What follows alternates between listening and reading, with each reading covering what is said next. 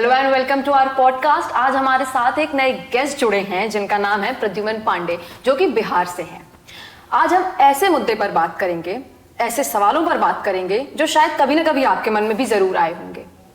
क्या है भगवान? क्या है श्रद्धा? क्या है आस्था? और क्या है विश्वास और अंधविश्वास? कभी ना कभी आपने भी इन सब के बारे में जरूर सोचा होगा, लेकिन शायद इनके जवाब आपको ना मिले हों।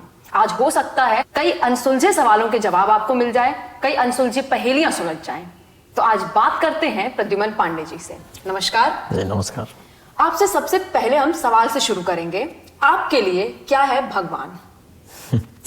भगवान क्या है? भगवान बहुत ही अच्छा प्रश्न है आपका। मेरे लिए भगवान कोई और हो सकता है, आपके लिए भगवान कोई और हो सकता है। कोई मदद कर रहा है तो उसके मददगार उसके भगवान हो सकते हैं। मैं अगर कहूं कि उस मूर्ति में मेरा भगवान छिपा है, मैं अगर प्रहलाद हूं और कहूं कि उस खंबे में मेरा भगवान है, और मैं एक गरीब इंसान हूं जो रोड पे भीख मांगता है और मैं कहूं कि 10 रुपए देने वाला वो मेरा भगवान है, तो वो भी मेरा भगवान है। बहुत खूब। तो भगवान क्या है, ये अलग अलग व्यक्ति के लिए, अलग अलग मनुष्य के लिए, अलग अलग पशु के लिए, पक्षी के लिए सब अलग है। इससे एक चीज तो शायद साफ होती है कि आपके लिए भगवान का मतलब सिर्फ ये नहीं है कि मंदिर में रखी हुई मूर्तियां। जी बिल्कुल, वो अपने अपने नजरिए पे निर्भर करता है। आपको मैं एक बात बताऊं कि जब रामचंद्र जी धनुष भंग करने पहुंच रहे थे तो तुलसीदास जी ने वहां लिखा है, क्या लिखा है? जी सुनाइए। तुलसीदास जी ने लिखा है कि राम एक ही हैं, लेकिन वहां बैठे सभाओं में सबको अलग अलग राम दिख रहे हैं। जी। तो भगवान एक ही हैं, अलग अलग स्वरूप में आते हैं। मैं भी ये नहीं मानता कि भगवान वही है जो ऊपर जिसको स्थान बताया जाता है, जिसके 4 हाथ हैं, पैर हैं, चक्र है, गदा है, त्रिशूल है। वो भगवान हो सकते हैं, बिल्कुल हो सकते हैं, आपकी कल्पना के ऊपर। लेकिन मैं मानता हूं कि अगर आपके जरूरत के समय कोई व्यक्ति, कोई कुत्ता भी काम आ जाता है तो वो भी आपका भगवान है। जी, वो अपने अपने नजरिए की बात है। बहुत अच्छी बात कही पांडे जी ने। और अगले सवाल पे अगर हम आए तो भगवान के नाम पर होने वाले जो अंधश्रद्धा है, जैसे कि लोग भगवान के मंदिर बनाते हैं, मुझे उससे कोई आपत्ति भी नहीं। मैं भी भगवान को बहुत मानती हूँ, मंदिर जाती हूँ, पूजा करती हूँ। लेकिन उसके नाम पर जो अंधश्रद्धा वाले काम होते हैं, जैसे कि बहुत से टोटके टोने, इन सब के बारे में आपका क्या कहना है? ये सही है? नहीं, बिल्कुल गलत है। और इन सब के बारे में मेरा बहुत ही कड़ा प्रतिक्रिया है।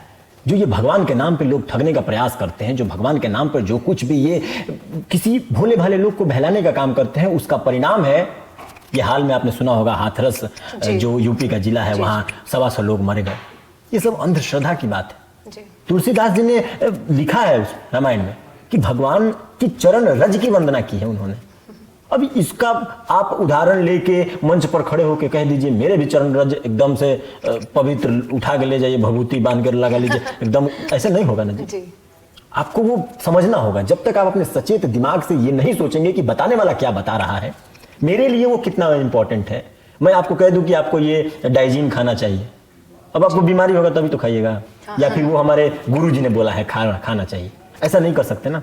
अंधे होके विश्वास मत कीजिए, अपने दिमाग का इस्तेमाल करके, मस्तिष्क के पट खोल के विश्वास देखिए उसको कि जो कहा जा रहा है वो मेरे लिए कितना इंपॉर्टेंट है। बिल्कुल सही। सबके लिए, सबके ऊपर ये खोपड़ी दिया गया है कि ये देखे, सोचे, समझे कि वो हमारे शरीर के लिए क्या है, हमारे भविष्य के लिए क्या है। अगर भगवान में बोल भी दूं कि मेरे लिए भगवान ये है, मेरे लिए भगवान वो है, मेरे लिए श्रद्धा ये है, विश्वास ये है, तो क्या है वो मेरे लिए कितना इंपॉर्टेंट है, ये ध्यान रखना योग्य है। अब एक बात करें विश्वास की। कहते हैं कि अगर तुम विश्वास करो किसी चीज पे तो उसमें कुछ एनर्जी होती है। तो अगर हम विश्वास करते हैं, कहते हैं पत्थर पे रंग लगा के और हनुमान जी बना दिया जा रहा है, उनकी पूजा की जाती है, तो लोगों का अगर विश्वास है तो अगर तुम मनोकामना मांगोगे तो पूरी होंगी, तुम ये चीजें करोगे तो पूरी होगी। तो आप क्या मानते हैं, सच में ऐसी कोई एनर्जीज होती है कि अगर आप विश्वास कर रहे हैं तो वो चीज पूर्ण होगी? बहुत अच्छा सवाल आपने पूछा है। विश्वास जो है, ये कहा जाता है कि ये धरती जो है वो विश्वास पे ही टिकी है। जी। पूरा ब्रह्मांड जो है विश्वास पे ही टिका है। विश्वास भंग होता है तो व्यक्ति का जो अंदर हलचल होता है वो भी किसी के बताए, किसी के सहलाए नहीं सहलता है। तो विश्वास सबसे बड़ी चीज होती है।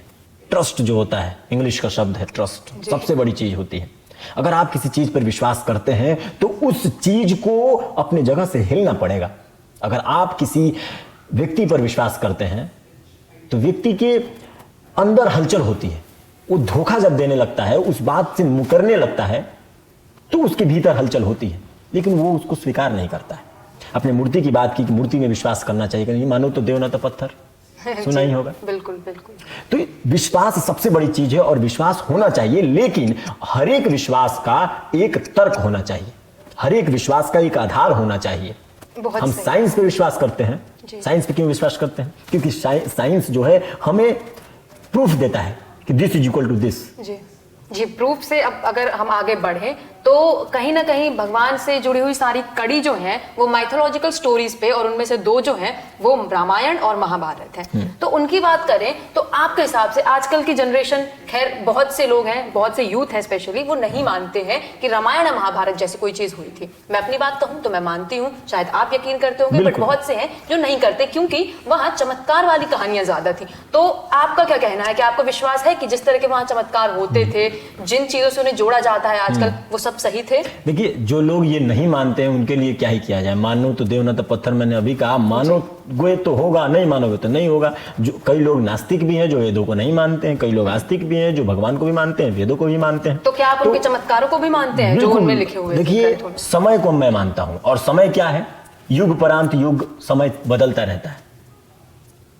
तब का समय कुछ और था, अब का समय कुछ और है। तो उस समय ये हो सकता है ये चीजें होती हों, उस वक्त के दार्शनिक, उस वक्त के कवि, उस वक्त के लेखक ये लिखे हैं, हमें विश्वास करना चाहिए उस पर। लेकिन एक चीज और ध्यान देना चाहिए कि जो मूल रूप है, जो मूल हमारा महाभारत है, जो मूल रामायण है, जो मूल रामचरितमानस है, उसको ना बदला जाए। जो आज के लेखक कर रहे हैं अपने हिसाब से लिखे जा रहे हैं। आदि पुरुष उसका एग्जाम्पल देख लीजिए, जो ये मूवी बना, क्या VFX डाल के और उसको बहुत ही अनरियलिस्टिक कर दिया जाता है, जो कि शायद सही नहीं है। तो जो मूल है उसको ना बिगाड़ा जाए, उससे सीखा जाए। हमें परिवर्तन की जरूरत है, हमें आज के रामायण की लिखने की भी जरूरत है, लेकिन हमें अपने मूल रामायण को, मूल रामचरितमानस को, सच में जो राम थे उनको बदलने की जरूरत नहीं है। उनके वक्तव्य को बदलने की जरूरत नहीं है। उसको हमें स्वीकार करना है, उससे हमें सीखना है कि क्या है राम। बहुत अच्छे प्रद्युमन जी। एक आखिरी सवाल, कुछ साल पहले ओ माय गॉड मूवी बनी थी, जिस शायद आपने देखी भी होगी। उसका मुझे तो जो लास्ट एंडिंग का मॉरल था वो समझ नहीं आया। अगर आप अपने पॉइंट ऑफ व्यू से, अपने पर्सपेक्टिव से उसका मॉरल बताएं तो अच्छी बात होगी। देखिए, ओ माय गॉड बहुत ही अच्छी मूवी थी। अक्षय कुमार, परेश रावल जैसे महान कलाकार उसमें काम किए थे। उस मूवी को देखने के बाद मुझे बस इतना ही समझ में आया कि विश्वास करो लेकिन अंधविश्वास मत करो, श्रद्धा रखो लेकिन अंधश्रद्धा मत रखो। इससे क्या होता है कि व्यक्ति मतलब अंधा चलते रहता है। जी बिल्कुल, बहुत ही सरल शब्दों में प्रद्युमन जी ने आज हमें कुछ बहुत अच्छे सवालों का जवाब दिया, और इनसे हमें भी सीखने की जरूरत है। और ऐसे ही और पॉडकास्ट के लिए आगे हम फिर आते रहेंगे। जुड़े रहिए हमारे साथ।